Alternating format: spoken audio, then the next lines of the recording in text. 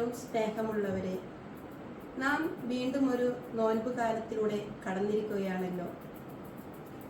നമ്മുടെ രക്ഷകനായ യേശുവിൻ്റെ പീഡാസഹനവും മരണവും ഉത്ഥാനവുമാണ് ഈ നോൻപ് കാലത്ത് നാം അനുസ്മരിക്കുന്നത്. ഉയർപ്പിൻ്റെയും നോൻപിൻ്റേതുമായ പ്രാർത്ഥന ദിനങ്ങളിലൂടെ ലോകം മുഴുവനുമുള്ള ക്രൈസ്തവർ യേശുനാഥൻ്റെ ഉയർപ്പ് തിരുനാളിനായി ഒരുങ്ങുന്ന സമയം. ഇന്നത്തെ വിചിന്തന വിഷയം വിശുദ്ധ യോഹന്നാൻ എഴുതിയ സുവിശേഷം 11-ാം അധ്യായം 38 മുതൽ 44 വരെയുള്ള തിരുവചന ഭാഗങ്ങളാണ്. ലാസറിന്റെ ഉയർപ്പ് എന്നതാണ് ഇന്നത്തെ ചിന്താ വിഷയം. ലാസറും അവന്റെ 2 സഹോദരിമാരും യേശുവിന്റെ അടുത്ത സുഹൃത്തുക്കളായിരുന്നു. ദൈവം സഹായിക്കുന്നു എന്നർത്ഥമുള്ള ഏലിയാസർ എന്ന വാക്കിൽ നിന്നാണ് ലാസർ എന്ന വാക്ക് ഉണ്ടാകുന്നത്. യേശു ഏറെ സ്നേഹിച്ചിരുന്ന ലാസർ അതിഗുരുതരമായ രോഗാവസ്ഥയിലാണെന്നും താനെത്തി ആ സഹോദരന് സൗഖ്യം നൽകണമെന്നും ആ സഹോദരിമാർ ആളെ വിട്ട് വിവരമറിയിക്കുന്നുണ്ട്. ഇത് ദൈവത്തെ മഹത്വപ്പെടുത്താനുള്ള ഒരു രോഗമാണെന്നും യേശു പറഞ്ഞതിൻ്റെ അർത്ഥം അവർക്ക് മനസ്സിലായില്ല.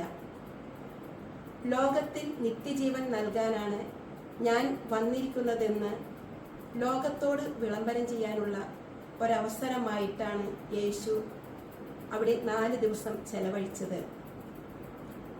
ഓരോ കാര്യത്തിനും ഒരു സമയമുണ്ട്. നമ്മുടെ ജീവിതത്തിൽ ഉണ്ടാകുന്ന ഓരോ അനർത്ഥങ്ങളും നമ്മുടെ ഉപരി നന്മയ്ക്കായി ദൈവം അയക്കുന്ന അഗ്നിപരീക്ഷകളാണ് എന്ന തിരിച്ചറിവ് നമുക്കുണ്ടായാൽ നമ്മുടെ ജീവിതം എത്ര സുഗമമായിരിക്കും. സുഖത്തിൽ മതിമറക്കാതെ ദുഃഖത്തിൽ തകർന്നടിയാതെ നമ്മിൽ കുടികൊള്ളുന്ന ആത്മാവിൻ്റെ ജീവനെ ധ്യാനിച്ച് നമുക്ക് ജീവിക്കാം.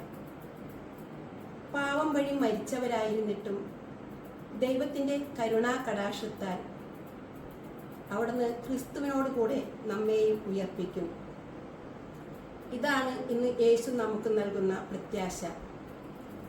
മരണം, കവികൾ പറയുന്നു, നമ്മുടേതു മാത്രമായ 6 അടി മണ്ണിലേക്കുള്ള യാത്ര. ഇനി അതിലെ ഇരുളും തണുപ്പും നമുക്ക് സ്വന്തം. നമ്മുടെ മഹത്വങ്ങൾ, നേട്ടങ്ങൾ, സ്ഥാനമാനങ്ങൾ, പ്രശസ്തി എല്ലാം ഈ 6 അടി മണ്ണിൽ അലിയും. സ്വാഗതമായും കൃതജ്ഞതയായും അഭിനന്ദനമായും അനുമോദനമായും കാതിൽ അമൃതവർഷം പെയ്ത നമ്മുടെ പൊങ്ങച്ചങ്ങൾ ഈ മണ്ണിൽ അലിഞ്ഞു ചേരും. ജീവിതത്തിൽ വിജയത്തിൻ്റെ പടവുകൾ ഒന്നൊന്നായി ചവിട്ടിക്കയറിയ അംഗീകാരത്തിൻ്റെ മുദ്രകൾ, ഒന്നൊന്നായി പിടിച്ചടക്കിയ നേട്ടത്തിൻ്റെ വിളനിലങ്ങൾ, ഒന്നൊന്നായി കൊയ്ത് കയറിയ അധികാരത്തിൻ്റെ കസേരകൾ, ഒന്നൊന്നായി കീഴടക്കിയ ആ സഹോദരൻ്റെ പ്രാർത്ഥനയോട് കൂടെ നമുക്ക് വിട പറയാം.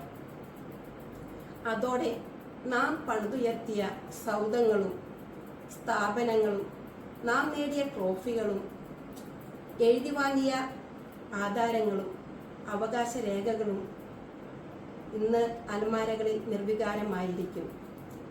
അതോടെ നമ്മുടെ ജീവിതവും ചരിത്രവും അവിടെ അവസാനിക്കും. മഹാത്മാഗാന്ധി പ്രാർത്ഥനയുടെ മനുഷ്യനായിരുന്നല്ലോ. അദ്ദേഹം കൊടുത്ത പ്രാർത്ഥനയുടെ നിർവചനങ്ങളിൽ ഒന്ന് ഇങ്ങനെയാണ്: നമ്മുടെ ഹൃദയത്തെ ഈശ്വരനിലേക്ക് നയിക്കുന്ന വാഹനമാണ് പ്രാർത്ഥന. യേശുവിൻ്റെ ഹൃദയത്തെയും ദൈവത്തിൻ്റെ ഹൃദയത്തെയും ഒന്നാക്കിയ പ്രാർത്ഥനയാണ് നാം ഇവിടെ കാണുന്നത്. അതുപോലെ നമുക്കെല്ലാവർക്കും പ്രാർത്ഥനയിൽ പങ്കുചേരാം.